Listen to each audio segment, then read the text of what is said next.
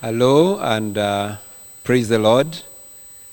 I greet you in Jesus' name. This is Bishop Simon Gige from Bunny Bush Church, Kenya. And I want to welcome you to this broadcast. And I just want you to just open up your heart so that you may receive from the Lord. I'm so happy that you are tuned in. And I know the Lord has a word for you. So I just want to welcome you and just sit back and relax, and the Lord God will minister to you. I just want to have a word of prayer before we get to the word of God in Jesus' name. Father, we thank you for the opportunity that we can share your word, and I thank you so much because Holy Spirit, you are our teacher. Use me to minister to your people today, that the word of God may bring life. Every dead situation, every person who is low to be uplifted by your word, anyone who is discouraged to be encouraged by your word, and I give you praise in Jesus' name. Amen. Amen. Friends, thank you very much. I want to talk today about raising a generation of signs and wonders. Raising a generation of signs and wonders. And the Bible, in the book of Isaiah, chapter 8, verse 18, the Bible says, "Here I am, and the children whom the Lord has given me." Here I am, and the children whom the Lord has given me. We are for signs and wonders in Israel, from the Lord of hosts, who dwells at Mount Zion. Now, God is a generational God. He is our Father. And you know, when he created Adam and Eve, he said, "Go and multiply. I've given you power to multiply." And throughout the scriptures, you find God is very, very concerned about generations. He's concerned about families. He's concerned about what we leave after we are gone. And I want to tell you, my friend, that you are not just a statistic. You are not alive because you are not dead, but you are alive because God has created you for a reason and purpose. And the greatest purpose is for you to be able to raise a generation that shall worship God, a generation that shall carry on the mantle, a generation that shall carry on the word of God to the other generation. And so, you should not live for yourself. You should not do things just for yourself. You know, there are people who are so selfish, and whatever you want to do is just for you. And if there is any extension, it's you and your wife. And there are many people, even ministers of the gospel, who are empowered by God to raise big ministries. They touch many lives. But when they die with the ministry. I've seen people who have raised or built big businesses, international. But because they are not concerned about the generational, they die with their businesses. Somebody said that the richest place in the whole world is not Iraq or Saudi Arabia or America. The greatest place, the wealthiest place in the world is the grave, because there are men and women who are buried in the grave. They forgot that their life was generational. And today, I want to talk about how can we raise a generation of signs and wonders, a generation that will worship the Lord, a generation that shall carry on what you have been doing. And the scripture that I've read, this is the person who is saying that, "Here I am and the children whom the Lord has given me."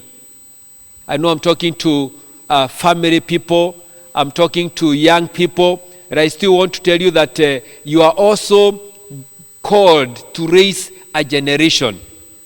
If you read the scriptures, after Joshua and the men who were with him when they died. The Bible says that there was nobody who worshipped God. There is nobody who could talk about the greatness of God. There was a gap, a time of darkness. This is not the will of God. And Abraham, when he was called by God, he was told, come out of your family. I'll show you a place. I'll take you to a land where I will bless you. Whoever blesses you, I'll bless him. Whoever curses you, I'll curse him. But God also said that this blessing will not just be for you, but it will also be for your families. And he says that to you, all the families of the earth shall be blessed. Do you know you are a son or a daughter of Abraham? Because Abraham knew how to raise a generation.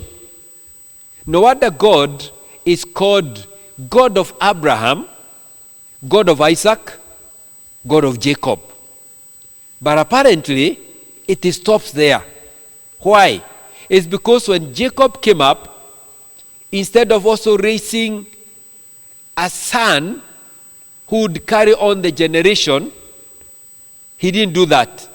The firstborn, Reuben, who was supposed to carry on, he messed up. He slept with his father's wives, and he was cursed by the father. But I come to tell you, God would still want to be called God of Simon. My name is Simon. God would love to be called God of Gladys, if that is your name. Because God is a generational God. And you know, the Bible says that Abraham, he was able to raise a generation. He walked with his son Isaac. You remember Genesis chapter 22, when they were going up in the mountain of Moriah to offer sacrifice. And they left the servants, and they were climbing up the mountain with the son. They were carrying the fire. They were carrying the firewood. And the son was asking the father, Papa, what you taught me, I cannot see the sacrifice being complete. We have the fire, we have the wood, but where is the lamb? That tells you Abraham walked with his son. He taught him how to give sacrifices. And you know, the generation which we are living in today is a generation that we seem to be so busy, running up and down. It's a quick fix. It's a life that is very, very fast. Fathers have no time with their sons. Mothers have no time with their daughters. And sometimes we look for money, and we think that money can come and substitute my responsibility as a father. Money can come and substitute by having servants in the house, taking care of our children. But that is not the will of God. And that's why the Lord gave me this message to come and tell you today that God is concerned about you. Are you raising a generation? A generation, not just a generation, but a generation of signs and wonders. The book of Mark chapter 16 verse 17, the last words of Jesus before he ascended to heaven, he said, and these signs will follow them who believe. These signs, they are signs that God has given us if we are believers. Are you a believer? Then if you are a believer, there are signs and wonders that should accompany your life. Every message that is preached should carry signs and wonders. And I look for a time that we shall be so desperate for God that, Father, I don't want to stand here and preach without you, because my words are useless. But the word of God that is empowered by the Holy Spirit, it will produce signs and wonders. We're going to witness people giving their lives to Christ. We're going to see people being delivered even when the service is going on. We'll see people crying for salvation. But there are a couple of things that I want to share with you that you need to do that to help us to raise generation for tomorrow, a generation that will represent Christ in this world. Praise the Lord. And this kingdom is for us and our children. God does not want me just to know him, to be saved, and I go to heaven alone. It's for me, my wife, and my children. What a great joy it will be when we get to heaven, that I'll see my wife, I'll see my children, I'll see my grandchildren, and we shall live in the kingdom of God forever and ever. So there is a life after today, but even when we are still in this world, after we are gone, can we live a generation that will be able to carry on the work that God has given us? What I know today is that the devil is working very hard. He's working very hard to get hold of our young people. They are getting involved in so many bad things. And many of the parents have given up. They have said, well, I think this is the .com. This is another generation. And we keep on referring to our times. We say, during our times. But because we are alive today, we should be doing something. Don't throw your hands. There is something you can do. And I just want to tell you that the devil, he knows that if he's able to get your son, your daughter, your grandson, he has the energy, he's young, he can be able to twist him and change him. But I come to tell you that our children shall not go and serve the Babylon. In the book of Daniel chapter 1, we read a story of Daniel and the Jews who are taken captive to Babylon. And among them, there were 4 young men. One was called Daniel, and the other 3, we popularly know them as Shadrach, Meshach, and Abednego. But I want to tell you that the 4 of them, the king, he said, can you choose for me some children that can be brought together? I would want to read that scripture, chapter 1. Let me read from verse 3. Then the king instructed Ashaphan, the master of his eunuchs, to bring some of the children of Israel and some of the king's descendants and some of the nobles, young men in whom there was no blemish, but good-looking, gifted in all wisdom, possessing knowledge, and quick to understand, who had ability to serve in the king's palace, and whom they might teach the language and literature of the Chaldeans. And the king appointed for them a daily provision of the king's delicacies and of the wine which he drank, and 3 years of training for them, so that at the end of that time they might serve before the king. Now from among those of the sons of Judah were Daniel, Hananiah, Mishael, and Azariah. To them the chief of the eunuchs gave names. He gave Daniel the name Belteshazzar, to Hananiah Shadrach, and to Mishael Meshach, and to Azariah Abednego. But Daniel purposed in his heart that he would not defile himself with a portion of the king's delicacies, nor with the wine which he drank. Therefore he requested of the chief of the eunuchs that he might not defile himself. Look at that. If you read the whole of the book of Daniel, we are not told about the parents of Daniel, or the parents of these other boys. But when you look at their life, there is something that was done by their parents. There was a foundation that was laid in them. They are now taken into captivity. This time, Daniel was a teen, only 16 years old. And the king said, can you choose for me bright and young men who are brilliant, intelligent, with wisdom, people who are able to catch up things fast? Get some children from the Jews, others from the king's descendants. Bring them, train them for 3 years. Now these 4 men, young men, they were among the group. And it looked like it's a promotion really to be picked, to be among those people who are going to serve in the king's palace. And together with that, the king said, they will not take the ordinary meals. Give them my delicacies. What the king is eating, they shall eat. What the king drinks, they will drink. But you see, these men, they came to a foreign land, a land that was worshipping idols. But they said, even if you are in a land of Babylon, we are not Babylonians. They changed their names so that their mentality can tell them, you are a Babylonian. It's like I come from Kenya, I go to Nigeria, and I'm given a Nigerian name so that I forget my Kenyan name and my where I've come from. But they said it doesn't matter. Whatever names you give us, we know our original names, what they represent.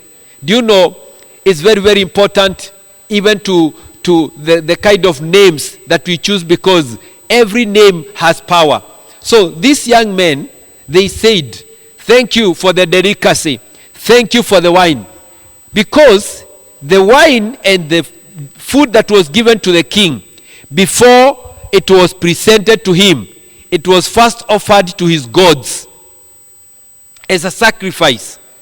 So they said, when we drink this wine that has been offered to the idols, we are defiling ourselves. When we eat this delicacy that has been given to the idols, we are defiling ourselves. And I'm asking a question today. Can we have young men like Daniel today who can be given the privilege and the opportunity to enjoy the delicacies of this world, and they will say no? They said, no, we are not going to defile ourselves. And they were asked then, what do we do? They said, give us vegetables and water. That is good enough. Vegetables and water. In other words, it's not the kind of food you eat. It is the spirit in you that matters very much. And so we see that these young men, they set a record. I want to share with you a couple of things that I would want to tell you that we can do to be able to raise a generation that will be of signs and wonders. And number one, I want to say that we need, as parents, choose godly names for our children. Don't call them any name. Name has power. That's why when Jesus was born, he was given a name. When Moses was born, he was given a name. And every name has a meaning. So, when you give a name, you know it carries something to the next generation. Praise the Lord. And today with the coronavirus and the quarantine and the mask and everything, there are people now who have said, now we have a selection of names that we can call our children. Imagine you have a son and you call him Corona, Michael Jackson, or you call your daughter Quarantine. I mean, those names are not good. Call them good names.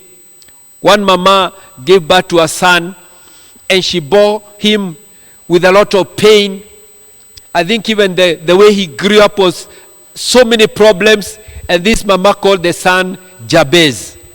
Jabez means pain.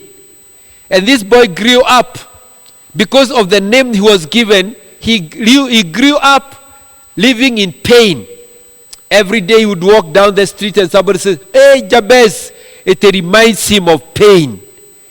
And I thank God that one time he came to himself. He said, enough is enough. I am tired of the name that I was given by my mother. I will change it. He went before the Lord. He said, oh God, how I pray that you may bless me. I pray that you may change my name. I pray that you may extend my boundaries. And the Lord heard his prayers. Today, you could have been given a name.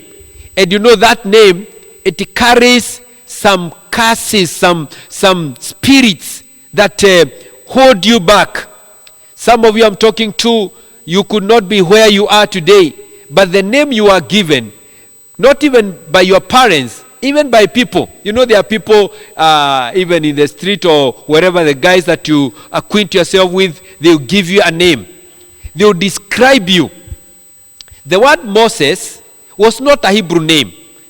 And Moses was a Hebrew. But the mother hid him.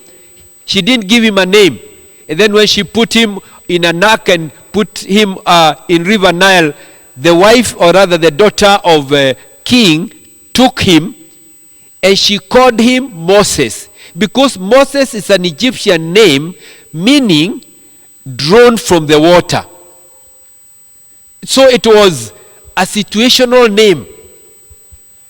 And people can call you a name, it may look great, but it's because of the situation of where you are born.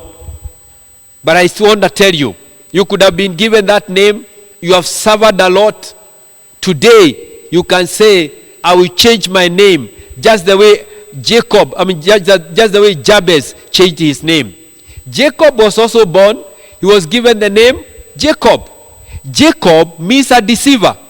And as good as his name was, he was a great deceiver. He deceived his brother, deceived his father, deceived his uncle. He deceived everybody. But he got to one point, he said, I am tired of this name. Every time I don't want to deceive, but I find myself doing it. I have talked to people who tell me, pray for me because I want to live for Christ. Every time I get saved, I'm serious, but I find myself at one point, I backslide. I don't know what is happening. There are people who want to serve God, but as you move ahead to serve God, it's like there is something that is pulling you back. It is that name that is pulling you back. It is reminding you, remember, you are Moses. You are not a Hebrew. You are not Daniel. Your name is Belteshazzar. You are not Azariah. You are Shadrach. I come to tell you, you can change your name. And even if they call you whatever name, I want you to know there is a name that God has given you. A believer, a son of God, a daughter of God that is above every other name. May you receive the grace to change your name in Jesus' name. Abraham, before he was Abraham, he was called Abram. He was childless. Even at the age of 99, he didn't have a child. But God came, changed his name. Instead of Abraham, he said, from today you be called Abraham. Do you know what God did? God took his name. His other name of God is Yahweh. He took A-N-H and inserted inside the name of Abram, to be called Abraham. I pray for you that God will put his name in your name, that whatever has been chasing you will not chase you again in Jesus' name. When God met Saul, who was persecuting the church, and he changed him, he had to change his name.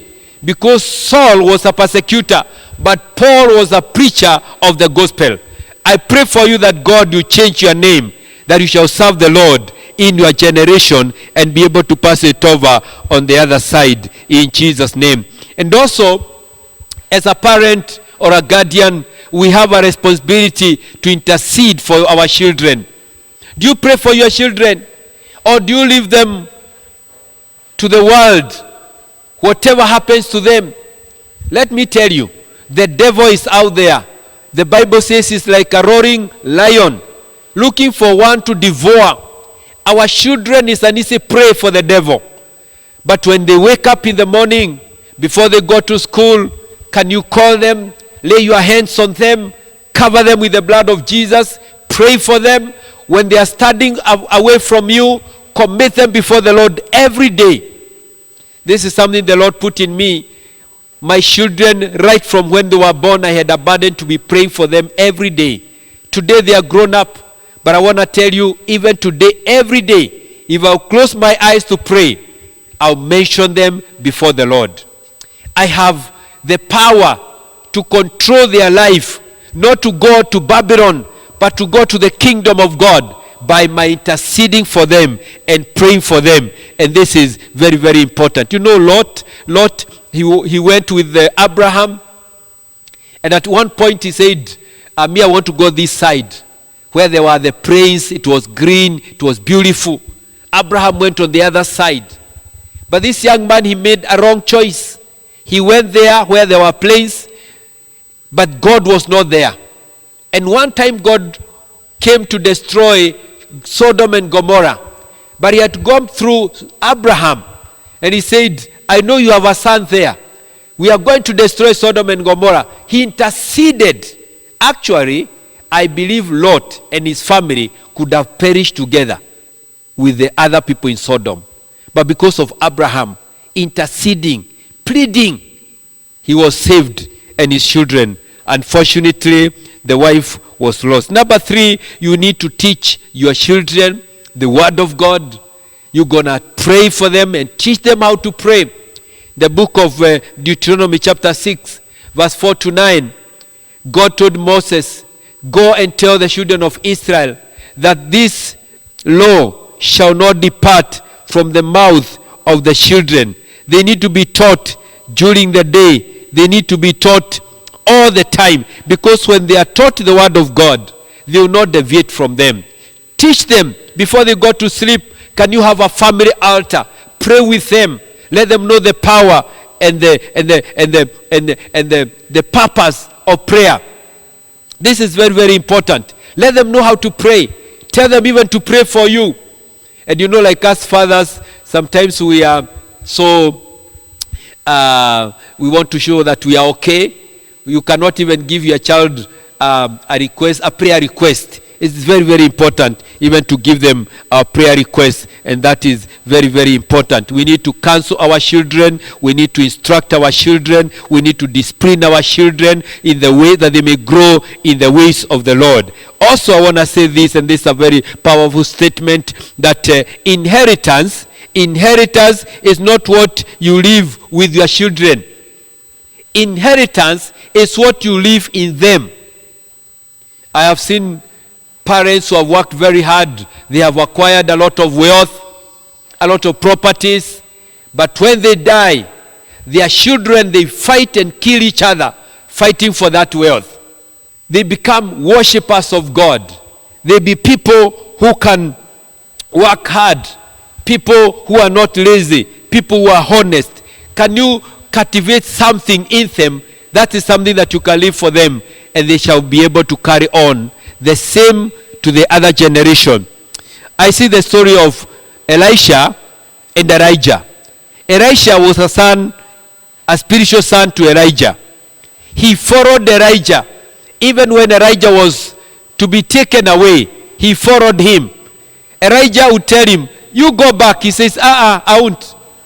Until he said, then what do you want? He said, whatever you have, give me a double portion. He said, you have asked something very difficult, but when you see me depart, you shall get it. Can we raise sons and daughters who are going to come to church with us, who will worship the Lord with us, who will lead the service even when we are there as pastors and as church leaders? And he followed until when Elijah was taken up, the mantle fell on Elisha. He took the mantle. He said, this is all I need. And he got it. And you know, Elijah, miracles that are recorded were 7 that were done by Elijah. Elisha, he did 13 miracles. And double portion, or a double of 7 is supposed to be 14. But he died when he had done 13. He had also a son, a spiritual son called Gehazi. Gehazi was not a faithful servant. One time he saw Naaman with a lot of wealth coming to give to Elisha. Elisha said, no, I don't want your money, because we don't serve God because of money. We serve God because this is a calling. Freely we have received, we freely give. So Gehazi sneaked out and followed Naaman, and he lied to him that the master needs the money and the wealth and all those clothes and all that. He took. He went and hid. Elisha called him. He said, my spirit went with you wherever you went. And because of that, he said, the leprosy that was in Naaman has come upon you. He got a disconnection. From there you don't hear about him again. He was supposed to follow Elisha until the death of Elisha so that he could take the mantle. But he was nowhere. So what happened? Elisha died with the mantle. Can I tell you that the anointing of God lives forever? He was buried. Many years later, the Jews or the Israelites were fighting with their enemies, and one of their people was killed. So the other people were trying to carry the dead man, but they were being pursued by their enemies. So they said, let's throw him here, and we ran for our lives. The grave or the cave where they threw him was the grave of Elisha. The mantle was still on him, but was dead. It was only bones, but the anointing was there. The mantle was there. When the dead man touched the bones of Elisha, he resurrected. Why? The mantle was there. I pray for you, Papa. I pray for you, Mama, that you shall not die with the mantle. Hand it over to your children, because that is the generation that needs also to pass it over to the other generation, and the other generation to the other generation. As I finish, I want to say we must make a deliberate intention or decision that we are going to serve God with our children. We are going to raise our children to be a generation of signs and wonders. Joshua, before he died, Joshua chapter 24 verse 15, he said, choose for you today the gods that you shall serve. Either you want to serve the gods of the fathers of the other side of the river, or the Amorites, but for me and my family, I will serve the Lord. That's a deliberate decision. For me, Joshua, and my family, we will serve the Lord.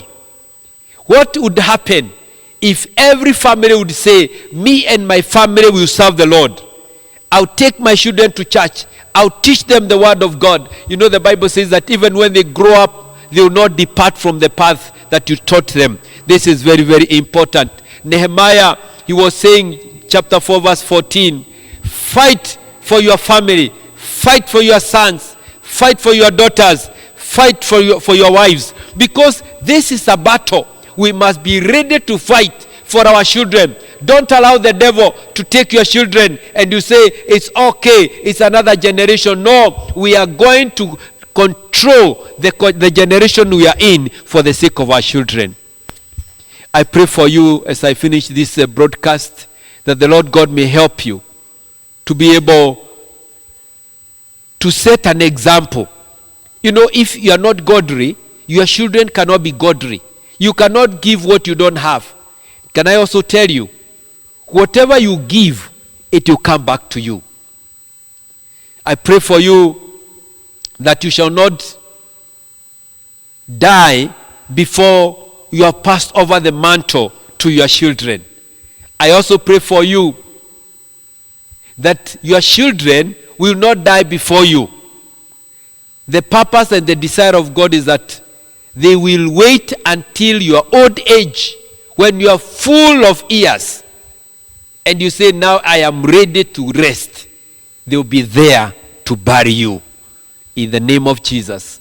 I want to pray with you today and tell you that God is counting on you. Are you ready to raise a generation of signs and wonders? As for me and the children that God has given me, we are of signs and wonders in Kenya. We are of signs and wonders in your country. That will come to pass if that is your desire, in the mighty name of Jesus. I want to pray with you that God may help us, even in our countries where we come from, that we can create an impact through our lives, through our love for Christ, for the sake of our generation. Our Heavenly Father, we thank you for the word today. I thank you for all the listeners who are watching wherever they are all over the world. This message is for us, parents, even young people, because you're also counting on them, like Daniel, like Shadrach, like Meshach and Abednego. They will say, I'm not going to defile myself with the delicacies of the king. I pray that God, as parents, you are going to take the responsibility to train up our children in the ways of God. That, Father, the life that we live, we shall share with them. That, God, we shall live in them godliness, honesty, integrity, that they can pass over also to the other generation. I also pray for our young people that they will love the Lord. They will refuse to defile themselves with the things of this world, and they will say, we are separated for the things and for the kingdom of God. May you bless them that they may have a start to say no to all ungodliness and to say yes to the things of God in this generation. Father, I pray for our countries that, God, you are going to raise a generation. By being faithful, they shall be faithful. By being godly, they shall be godly in the mighty name of Jesus. And I speak a blessing over every family right now in the mighty name of Jesus. Where there are issues, maybe there are families that have problems, Lord. Whatever it is, I pray that you may intercede and restore them in Jesus' name. Father, anyone who is sick, I release the healing power in the name of Jesus. Any situation that is oppressing your people, I set them free by your power in the name of Jesus. Hallelujah. Thank you, Father. We bless you and we worship you in Jesus' name.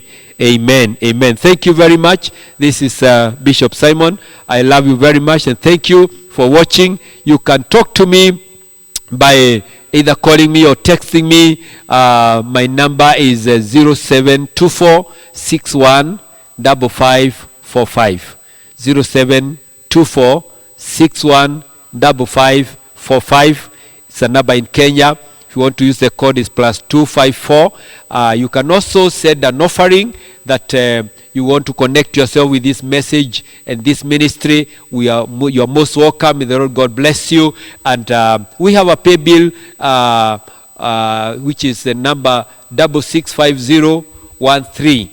665013. And on the account you can write your name and you are most welcome. Thank you very much. The Lord God bless you and keep you and preserve you until we meet again. The Lord bless you. Shalom, shalom, shalom. Amen.